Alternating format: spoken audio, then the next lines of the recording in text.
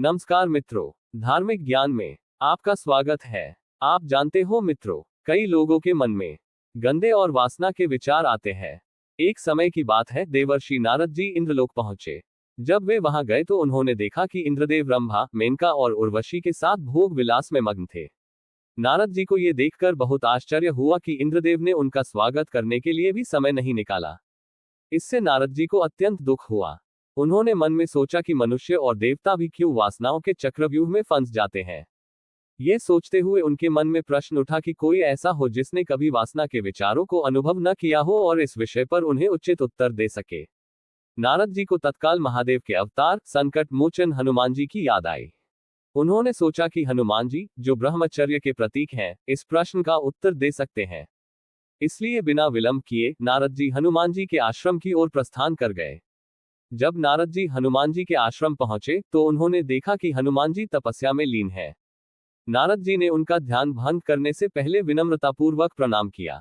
हनुमान जी ने अपनी आंखें खोली और नारद जी को देखकर कहा, महर्षि, आप यहाँ कैसे? क्या कोई संकट आ गया है? नारद जी ने उत्तर दिया, हे पवन पुत्र, कोई संकट नहीं है, लेकिन मेरे मन में एक प्रश्न है जिसका उत्तर मैं आपसे चाहता हूँ।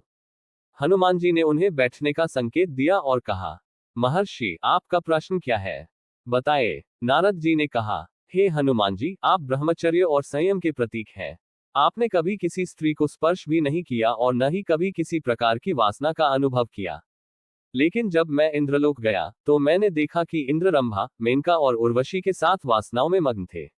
ये देखकर मेरे मन में प्रश्न उठा कि मनुष्य या देवता के मन में वासना के विचार क्यों उठते हैं और इन्हें कैसे रोका जा सकता है। हनुमान जी मुस्कुराए और बोले, महर्षि, ये बहुत गूढ़ प्रश्न है। इसका उत्तर देने से पहले मैं आपको एक कथा सुनाता हूँ। इस कथा के माध्यम से आपको आपके प्रश्न का उत्तर मिलेगा। एक घने जंगल में एक साधु अपनी कुटिया में रहते थे। उनकी सरल जीवन शैली और ज्ञान के लिए दूर दूर से लोग उनके पास आते थे।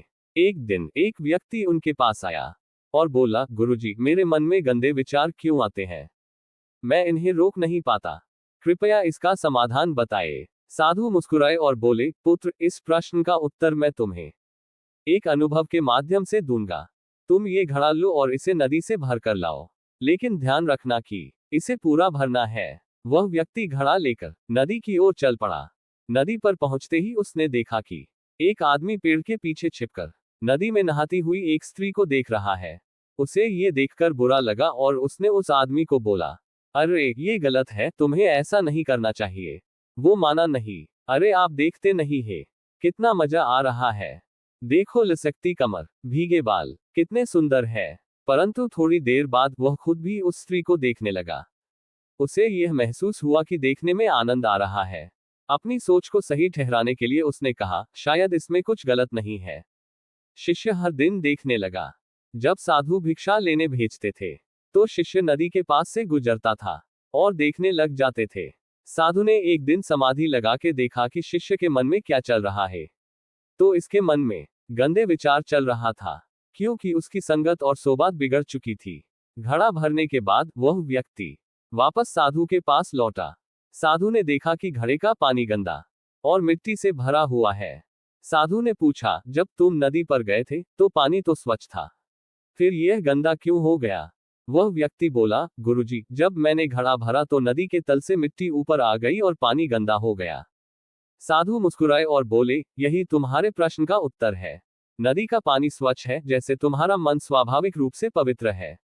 लेकिन जब तुम गलत संगत में जाते हो या बुरे विचारों के साथ समय बिताते हो तो तुम्हारे मन के तल में छिपे बुरे विचार सतह पर आ जाते हैं। वासना का विचार आना कोई गलत नहीं है, लेकिन उसका गलत तरीके से लेना गलत है। साधु ने आगे कहा, मनुष्य के मन में बुरे और अच्छे दोनों प्रकार के विचार होते हैं। ये संगति और कर्मों पर निर्भर करता है कि कौन से विचार प्रबल होंगे।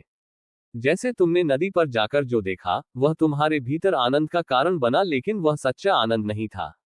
व्यक्ति ने सिर झुका लिया और बोला, गुरुजी, तो मैं इन बुरे विचारों से कैसे बच सकता हूँ? साधु ने कहा, जब भी ऐसे विचार आए, प्रभु का भजन करो, सत्संग में जाओ और अपने मन को अच्छे कार्यों में लगाओ। तुम्हारे मन का तल स्वच्छ रहेगा और तुम्हारे भीतर केवल पवित्रता के सिवा कुछ ना रहे तो गंदे या वासना के विचार कभी नहीं आएगा और शांति का अनुभव होगा। उस दिन से उस व्यक्ति ने बुरी संगति और विचारों से दूर रहने का प्रण लिया और साधु के उपदेशों का पालन करने लगा और अच्छे काम करने लगे। 6 महीने के बाद वो साधु के पास आया और बोला, गुरुदेव प्रणाम, अब मेरे मन में कोई बुरे या गंदे विचार नहीं आते। मैं भक्ति, सत्संग और प्रभु कार्य में रहता हूँ और मूंगे जानवर, पशु पक्षी सबको खाना खिलाता हूँ और सब मूंगे जानवर की सेवा कार्य करता हूँ।